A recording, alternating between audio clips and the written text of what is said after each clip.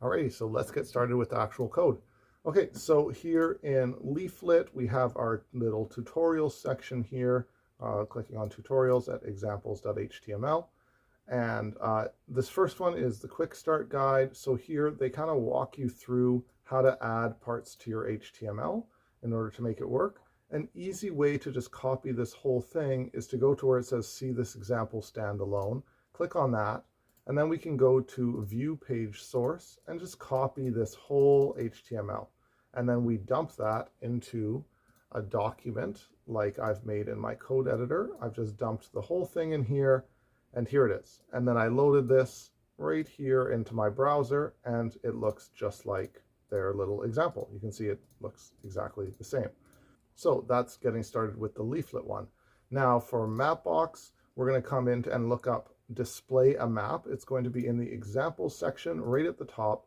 We have this display a map, and here they have the code right there. We just hit the copy button, and again we open up a new file. I called it maplibra.html. I just dumped it in, dragged it into the browser, and here we are with a MapLibra one. Nothing more complicated, no API keys, nothing like that.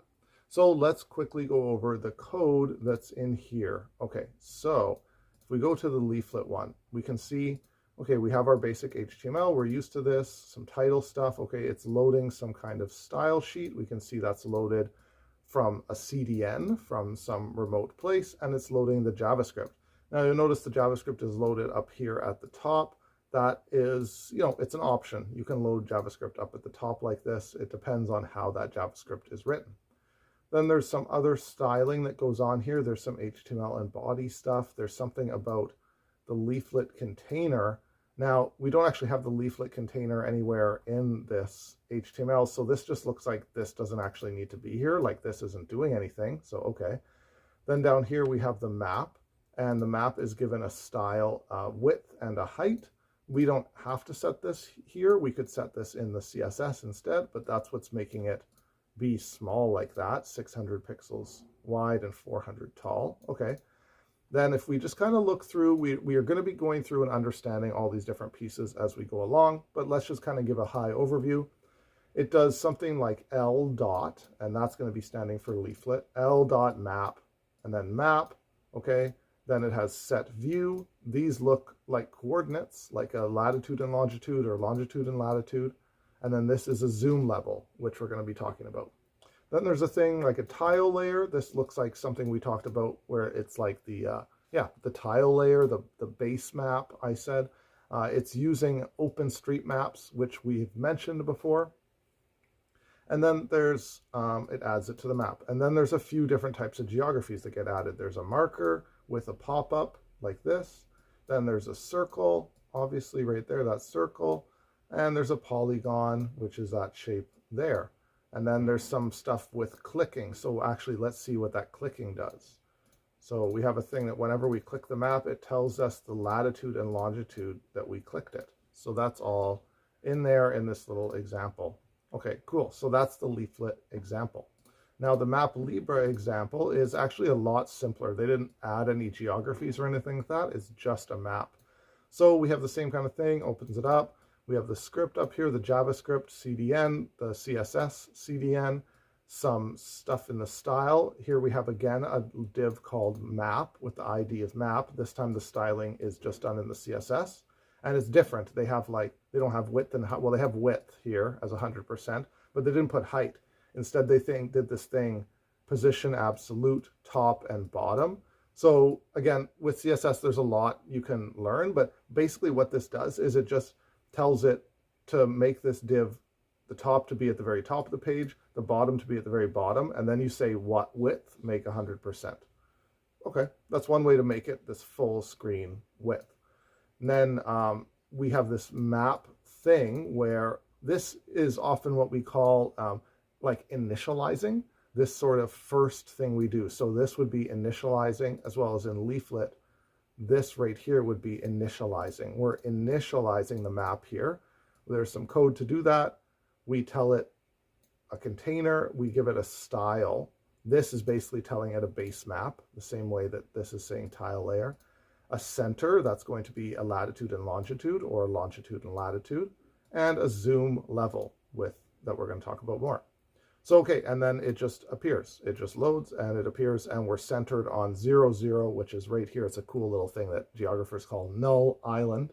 It's not a place that actually exists, but it's an imaginary place that's 0, 0 on a map. Okay, so that's basically our walkthrough on the code of these starting things. So you can see here why we had to go over a lot to do with CSS and JavaScript, even just to get started, even to just feel like we're not totally crazy when we look at this and we can see what is happening.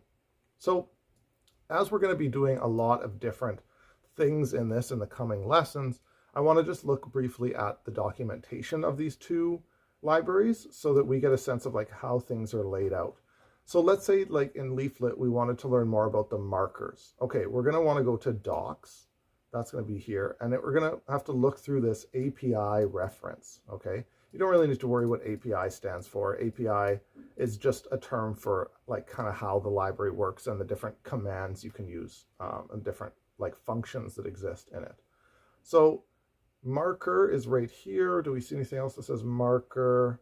There's a bunch of stuff with polylines and polygons. Okay, so let's click on the marker.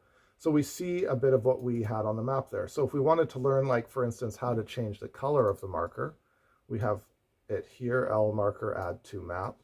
Let's see if there's anything that tells us that. Okay, so it tells us icons, and this is all looking a bit complicated, but the idea is it's all these options that we didn't give any options in our thing. We're just using some default.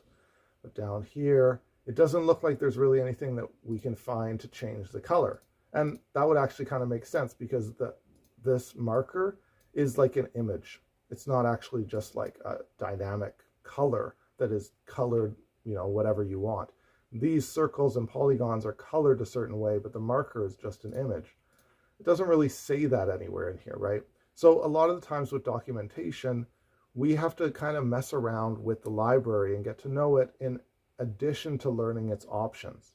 Leaflet has this somewhat confusing thing where it shows you special options and methods for the thing you're looking at, the marker, but then underneath it shows that also it inherits other options.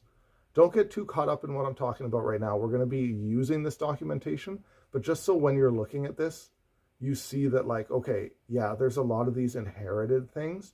They can be important for knowing the different functions. Now, in terms of the method, so we have options here, and options are more like when we initialize, so when we start up the marker, we can tell it to use a certain icon or have it be a certain opacity, something like that. In terms of methods, these are functions that we can use after we make the marker to get its latitude and longitude, to set its opacity, to, let's see, remove it. You can see there's add to, right? And we actually use that one right here. We use add to map. So it is like literally using that same function for the marker. Okay, but it's not, but you can see here it's one of these ones in the little drop down. So, okay, this is all kind of crazy. It's a little confusing, but we have to kind of look at this documentation a bit and start getting used to it, okay? So now, if we wanted to look at something else, there's all these different ones, right? There's polygons. It gives you some information. And then down here, there's a bunch of options. Again, options of color and weight, opacity. Okay, we're going to be messing with all that stuff. Okay. Now to look at the MapLibre documentation, I find this to be a little simpler compared to Leaflet. Leaflet, it is all there and it's simple compared to what I think Google Maps is. Honestly, I think it's simpler. But it is a bit confusing. I think the MapLibre one, first of all, they have their examples, which have some, you know, a bunch of nice things in them for common use cases. So it's a good first place to look if you're looking for something specific to do. And then in their API reference, they also have this stuff. So they have the map and they have all the options you can give to the map here. We'll be looking at some of those. That's, again, in our initialization, that's these options. And then they have a bunch of other stuff. We're going to have to learn how we do markers in MapLibre. You know, now that I'm looking at this, it's not so different than the Leaflet documentation. I just find it a little nicer how they don't have all that stuff that's like inherited by. I find that confusing. And where were we? And here they have all the options up at the top for whatever you're working with. And then they have examples of the functions. Okay, so if it says, oh, we can get the latitude and longitude, here's how you use it. There's a little code example, and I find that really helpful for them to have these in these nice little drop-down things. Now, it's very different how the geography works in something like MapLibra as opposed to Leaflet. So it's going to take us a little while to dig into it, and showing you it now will just be very confusing, but we're going to get there. But the key point here isn't for you to understand how this all works and what are options and what are methods and all that, just to see how the documentation is laid out, that generally you're going to be looking for something up at the top, you're going to try to find it, and then you're going to have to dig through it a little once you go to the specific area. And with MapLibra, you're going to find a lot in the API reference, and then you're also going to find a lot in this style specification that I don't want to get too far into now, but we're going to get into in a bit. So as you can see, we have a fair bit ahead of us. Don't worry, we're going to walk through it all together. You're going to know a lot about how this works by the time we get to the end of this. So we'll see you in the next one.